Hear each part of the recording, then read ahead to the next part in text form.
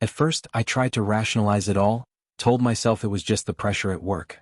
She had a lot on her plate, new projects, more responsibilities. Of course she was exhausted, preoccupied. That's what I kept repeating to myself. But gradually, subtle things began to shift. She started putting more effort into her appearance before heading to work, choosing outfits more carefully, trying out new perfumes, buying intimate things she hadn't worn in years. And no, it wasn't about me being insecure or unable to handle my wife wanting to look good. It wasn't that. It was the intention behind it, the fact that her effort wasn't for me anymore. She stopped asking for my opinion, stopped caring what I noticed. Then came the late nights. In the beginning they were rare, once in a while, nothing alarming. But they began to pile up, turning into a pattern. There was always an excuse. Meetings that ran late, emergencies at the office, deadlines that couldn't wait.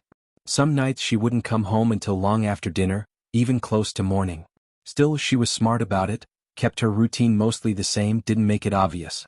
She'd still kiss me goodnight, still ask how my day had been. But underneath all of it, something had already changed. She expected me to be home. That's what she always assumed. If I hadn't spent the past few months drowning in doubt and suspicion, maybe I would have been. Maybe I'd have been on the couch, waiting patiently, watching the clock while she returned from another so-called work dinner, flashing that carefree smile she reserved for when she thought she was getting away with something. But I wasn't home.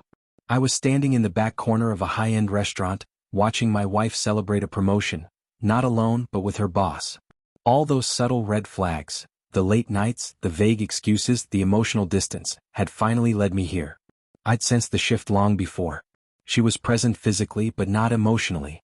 The way she smiled at him, laughed at his jokes, the way his hand rested so familiarly on her back, all of it confirmed what I already knew deep down.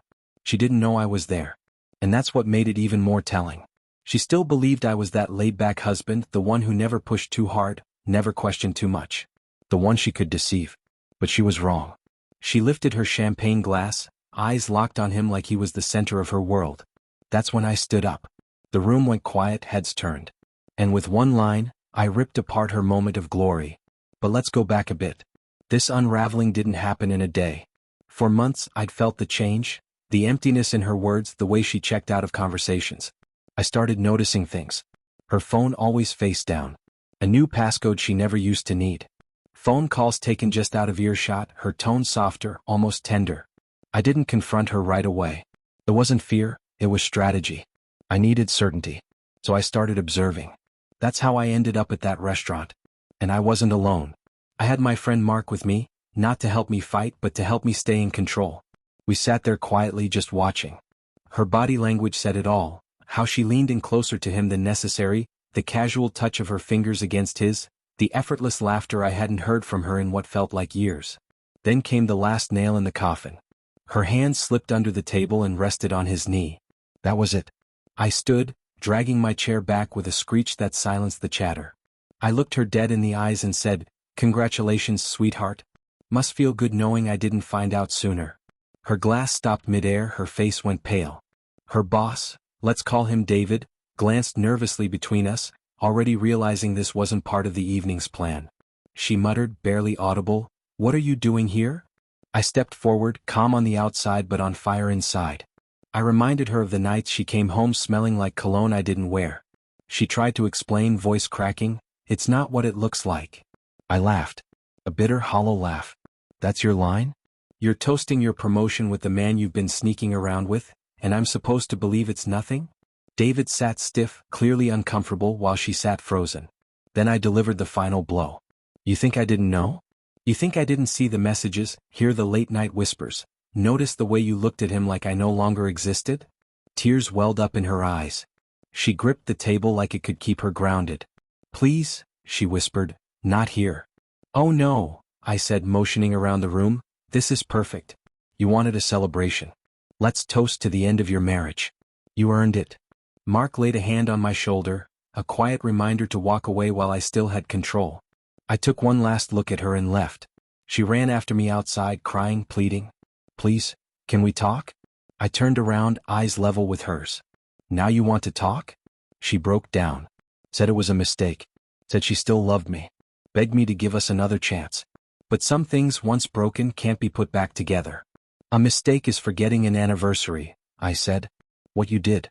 That was a decision. She fell apart then, really fell apart. Kept apologizing, swearing it meant nothing.